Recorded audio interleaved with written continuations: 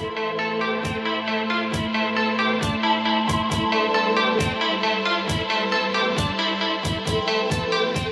it is time for the next portion of our meeting, and it is my pleasure to bring up our special guest speaker today. We're going to talk with Jot Condie, who is the president of the California Restaurant Association. He's been with the group since 1999. He started as their VP of Government Affairs and Public Policy. And he was promoted to the position of President and CEO in 2004. Before joining the CRA, Jot was the Legislative Director for the California Manufacturers Association, where he lobbied on behalf of California Fortune 500 companies. He also served as the Chief Lobbyist for the SoCal Air Quality Alliance.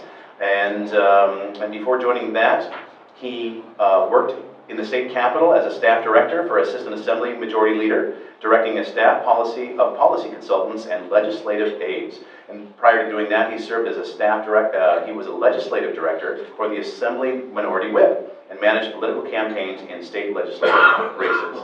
He is past vice president of the National Council of State Restaurant Associations, served as the vice chairman of operations for Visit California, served 2 terms as a board of director for the National Restaurant Association, and serves as a board advisor to the California State University Hospitality and Tourism Management Education Initiative. That is a mouthful right there. That is all right, anyway, warm West LA welcome for Jot Condie.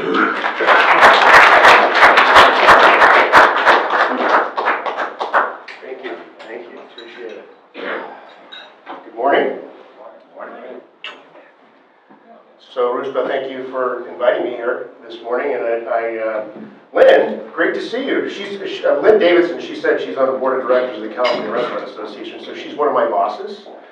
So I guess I'll have to be on my best behavior.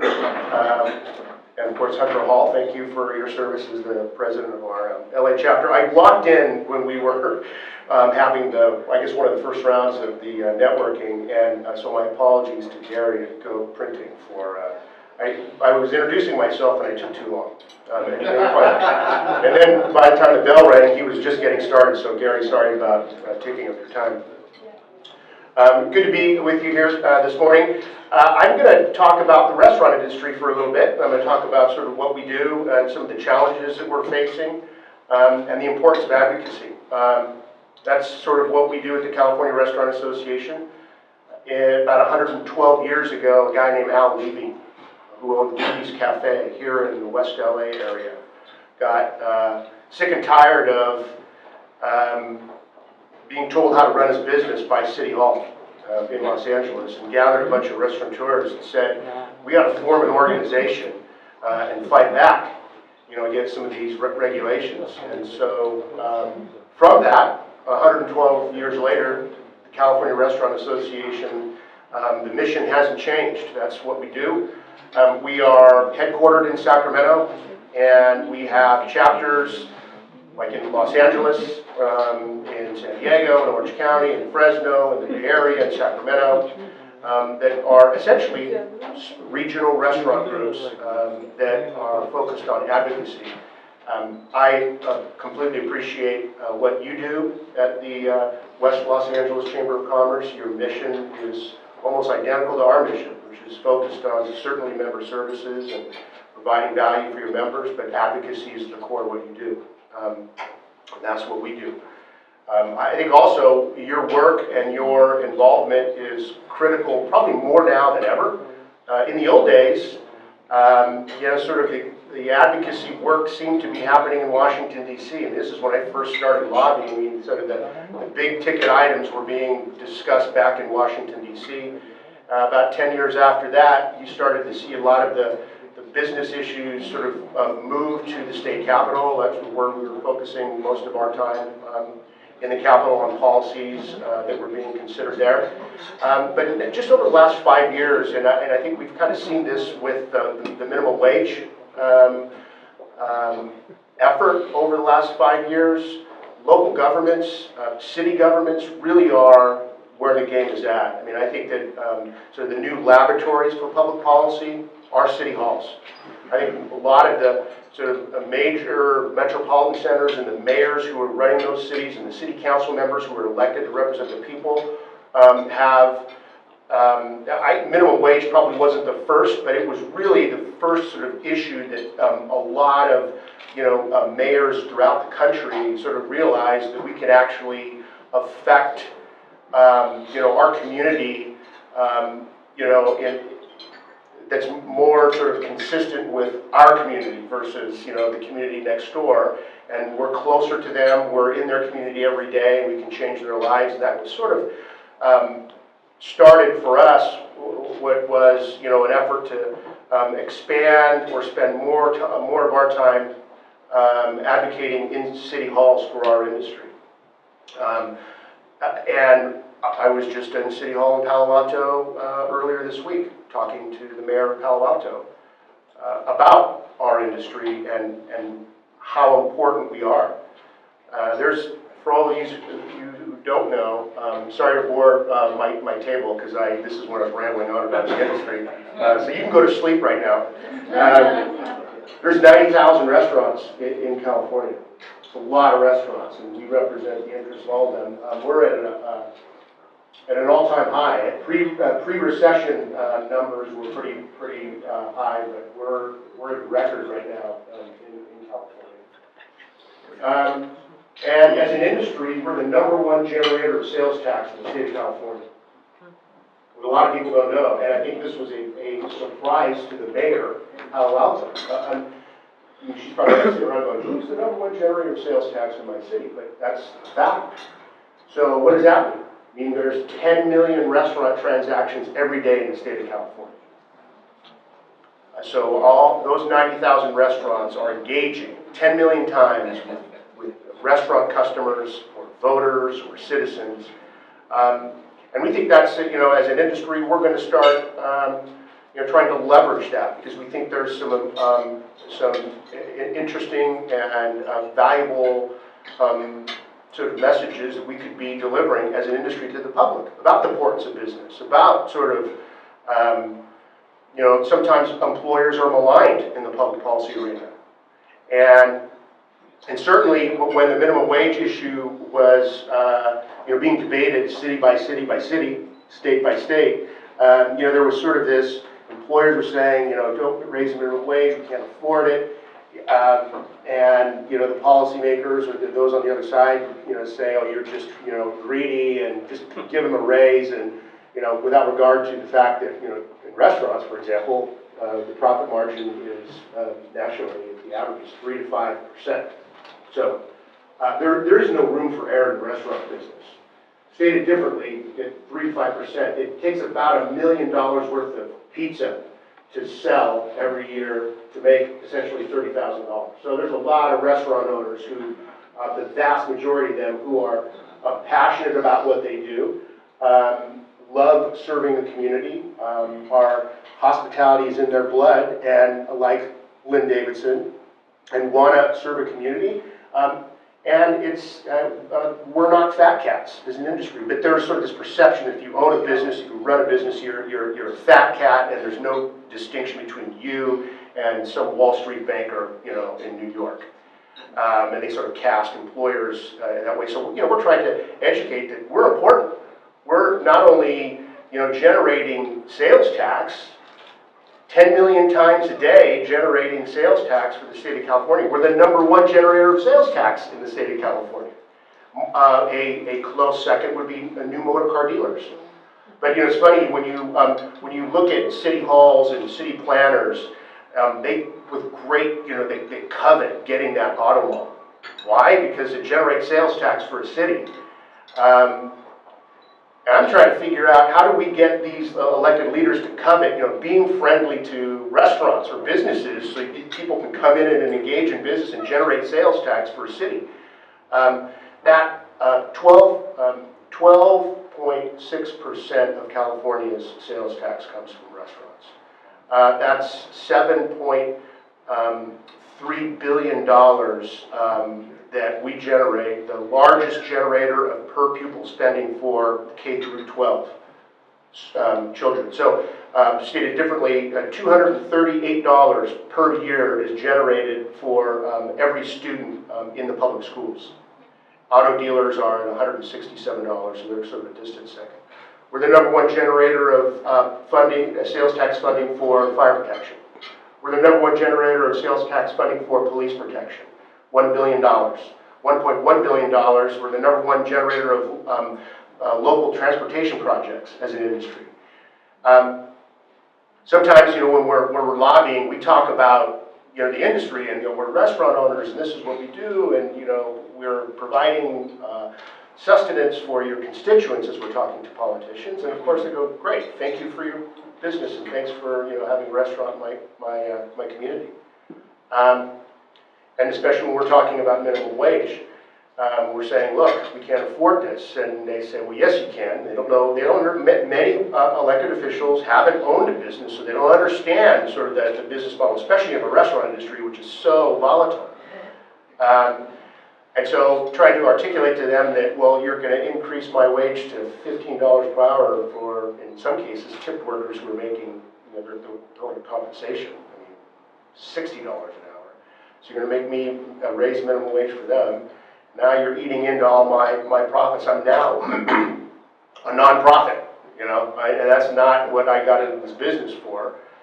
And not only that, we're not only, good for the community as an industry, we're necessary. I mean, when you look at it in terms of if we're not here as an industry or we're not thriving and healthy, then you're going to see that sales tax revenue as a city official go down. That's the trend we're starting to see now, which is very interesting. So before I went to meet with the mayor of Palo Alto, I looked at the city budget. And if you look at any city budget, you can find Los Angeles, has a, you can find all those city budgets online. And you look at sort of the charts on, how do you break down the revenue for the city? Sales tax is a major part of revenue for the city of Palo Alto. And right before the Great Recession, you started to see those annual budget projections for the city of Palo Alto. You started to see sales tax revenue projections go down.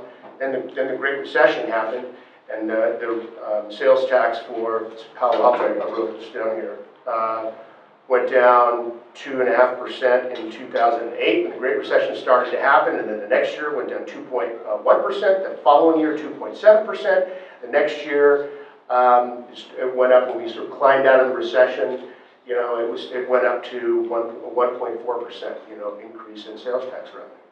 But right before that dip in the sales tax for the city happened, I spend every day talking to restaurant owners, and the first question I ask is, how's business? So I conduct my own focus group every day of the week as I'm talking to restaurant owners.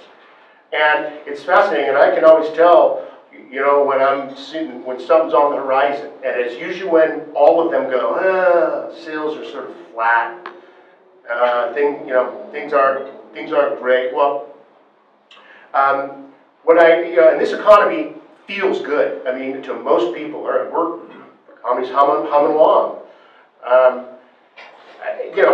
Talking to restaurateurs in Palo Alto, they're feeling, in Palo Alto, the center of economic sort of vibrancy, the restaurant owners, things are just feeling flat. Sales are sort of down to flat, and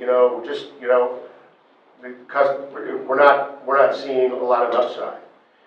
And then when I looked at the sales tax revenue for the city of Palo Alto, this is the first time in the 2016-17 budget, the first time since the Great Recession that their sales tax revenue is down. It's nominal, it's 0.1%, but that's a trend. Not coincidentally, for the last 12 months, as I'm talking to restaurateurs in the Bay Area and in Palo Alto, they're saying, things are flat. So I connected the dots with the mayor, who super smart and a long-time representative for that area, said, so here's the connection. The minimum wage in Palo Alto was raised by the city at a trajectory that was faster than the state of California. So in Palo Alto, I believe they're close to $13 an hour. And restaurant owners are hurting.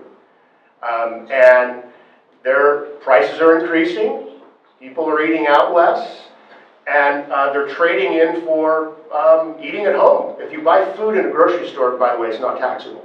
So they're trading, or they're trading to, you know, a restaurant with a lower price point. Said, you know, so that's what's going on. The largest generator of sales tax in the city of Palo Alto is hurting, and largely because the labor costs in this city have gone through the roof, and they're trying to figure out how to survive. They're increasing prices, they're cutting back on hours, some of them are eliminating lunches. They're looking at sort of a lunch and dinner restaurant. They're saying we can't afford, you know, to stay open for lunch, so they're cutting out the lunch service. And you're starting to see that the impact reflected in the city budget. And as a result of that, interestingly, I just said, hey, look, I looked at your sales tax revenue for the city. And she said, interesting, yeah, the numbers are sort of concerning. And there was a meeting, I guess, the day before she indicated, they were talking about, what are we going to do? We're going to have to adjust the city budget.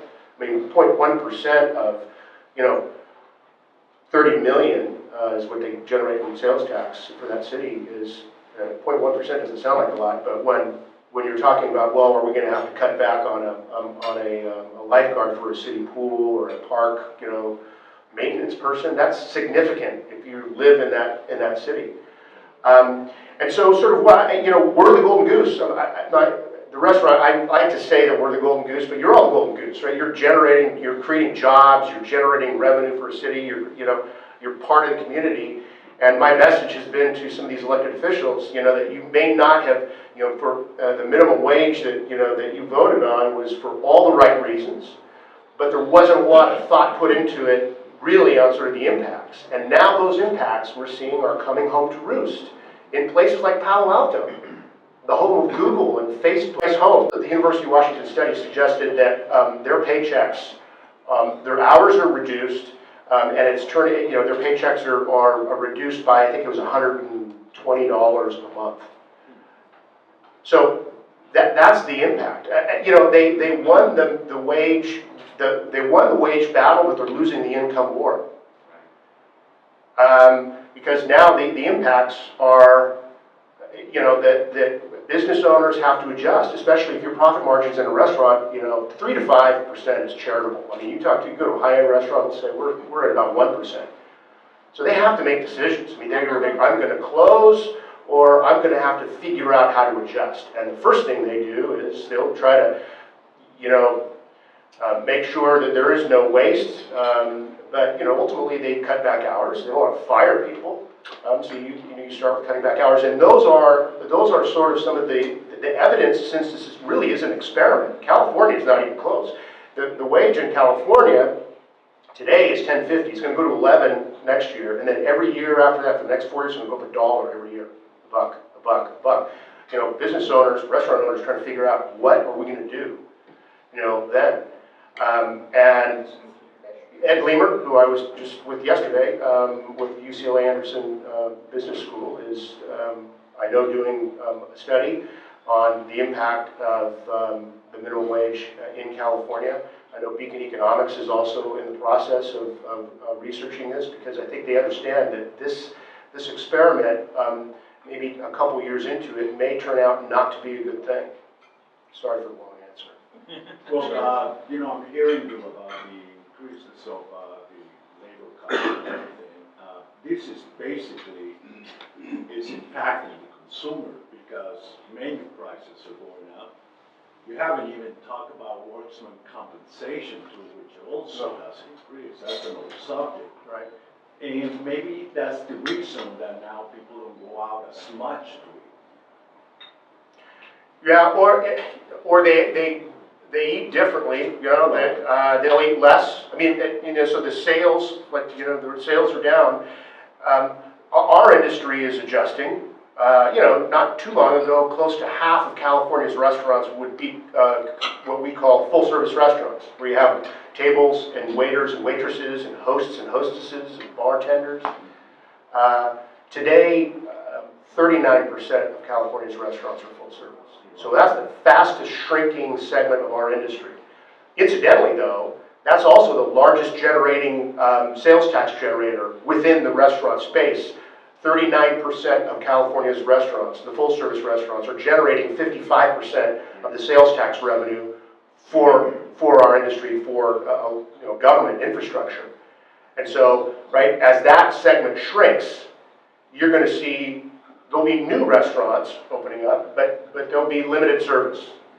Why? Because you don't have, it's not as labor intensive. You don't have to hire 10, 15 servers to manage the dining room.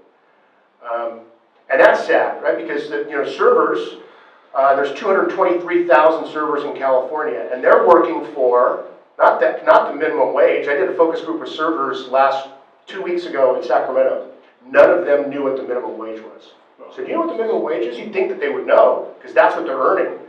Like, I don't know. I don't even go pick up my checks. I have to get harassed by the management to come pick up my checks. I'm working for the tips.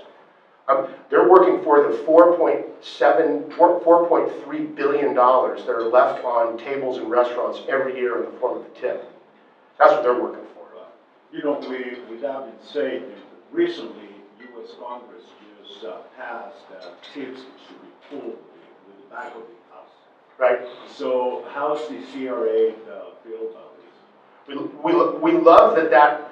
We love that you can do that now, that's an option for a restaurant. I mean, the dirty little secret has always been, at least in California, that the back of the house workers, the heart of the house workers, who incidentally are largely full-time, this is their career, Hispanic, 72% of them are Hispanic, 40% of them have limited English speaking skills, but they're great at what they do. Hard workers, usually have 2.3 kids, they full-time, cannot share in the tip pool because they haven't been considered direct table service, and that has always been a frustration for restaurant owners who say the front of the house workers who are as important as the back of the house, right? The back of the house folks are those who manufacture the goods. And the front of the house workers are the marketing and sales people who are so important to move that product, right? So they're very important. But, they're earning, in some cases, $60, $70 an hour, making a ton of money in tips, and they'll maybe share with the busboy or the host or hostess, but they can't share with the back of the house workers, and they're going, hey, what's going on here? So now that they can do that, we think it's a great day for, full-service restaurants that can have that option to increase the income for the heart of the house workers, who have up to now not been able to partake in the tips. Certainly. Do you feel the trade wars, for instance, with China, are going to affect food prices, restaurant prices, etc.? I mean, I spoke to the board of directors of the Western Growers Association a few weeks back, and there was a lot of concern just about the impact it's going to have on our exports. So yeah, I mean, ultimately, in our industry, which is why it's so volatile, there's so many things that impact the restaurant business, whether it's the price of fuel or workers' comp insurance or trade wars that impact our exports and the cost of vegetables and fruits. Proteins are always a commodity and always volatile, and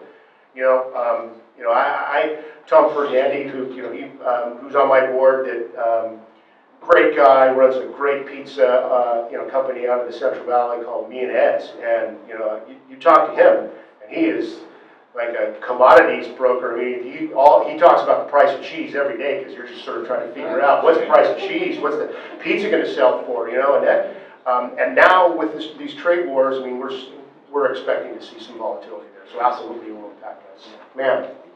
So, what do you think about the European model? I don't know everything about it, but I do know that when you go to eat in Europe, your tip is already included in there. And Right. my understanding is that the workers are paid a lot better wages. Now, I don't know to what extent they share the tips, but have you considered the European model? Oh yeah, and in my many conversations with servers, they hate it.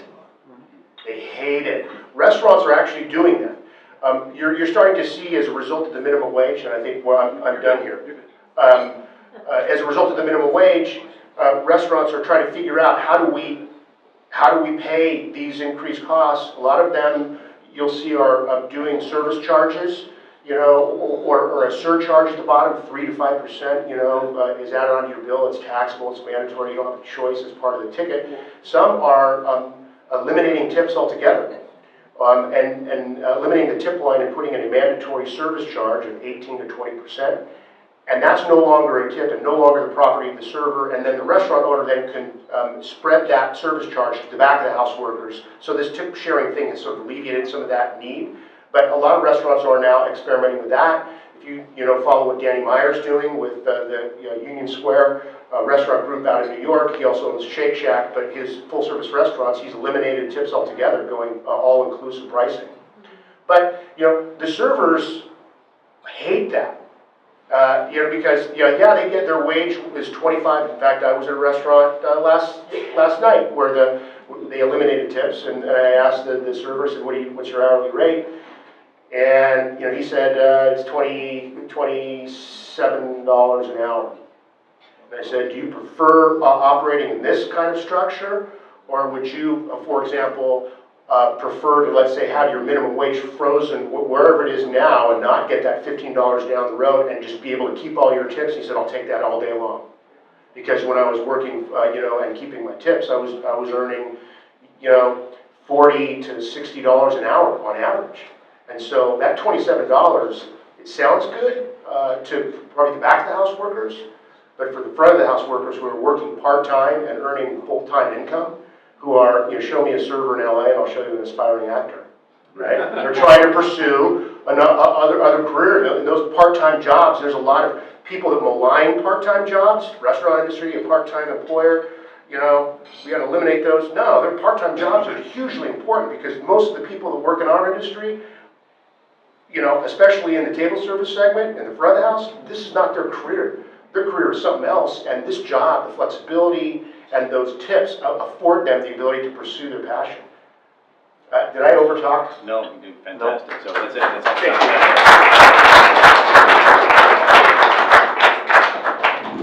Thank you so much. That was very enlightening and appreciate that. Do we have door prizes today, Ruspa? That's a good question. Okay. Come next month and there'll be extra door prizes. I promise you have my word. Okay. Well, that brings our program almost to a close, although I do want to bring up Rachel. We want to honor someone who was a longtime member of this chamber who passed away this last week. He was an ambassador for many years. And Rachel, come on up and let's talk about Elliot.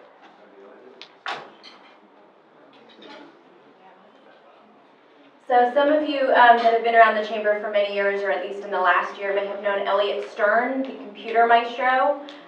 He was also in several other networking groups as well. He just lost a battle with leukemia at 63. So he's going to be having a memorial this Sunday at Temple Menorah in Redondo Beach. It is at 11 o'clock. It is open to the public. If any of you are interested in coming, I just ask that you perhaps send me an email or get in touch with me so I can let the family know for catering purposes. They want to know how many to expect. Right now we're at a few hundred. So if you guys wouldn't mind taking just a moment of silence to kind of honor someone who was a true mensch in the word.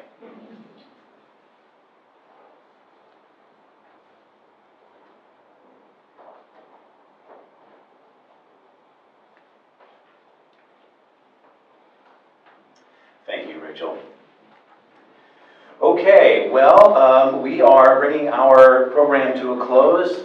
Board, is there anything else we need to announce, or do we have any other things you guys want to bring up before we bring it to a close? Okay, great. I want to encourage everyone here, if you met someone that you may be able to use their product or service, or you may have one of your family, friends, or clients that might be able to benefit, make sure you set up a time to get together, have a coffee, have a lunch, get to know each other more, and you know, possibly help each other's business grow. That's what we're here all about. We want to help each other's business grow. We're a bunch of like-minded business owners, and we love to do business. So I always like to end with a quote. Our quote today is with Dr. Wayne Dyer, and I think it's appropriate considering most restaurant owners that I know just love what they do regardless of what their profit margins are, but they just love doing it, and they, you know, several of them tell me they're just unemployable, they can't do anything else, so they do their, but anyway, doing what you love is the cornerstone of having abundance in your life. So go out, do what you love, and we will see you next week at the luncheon. Take care.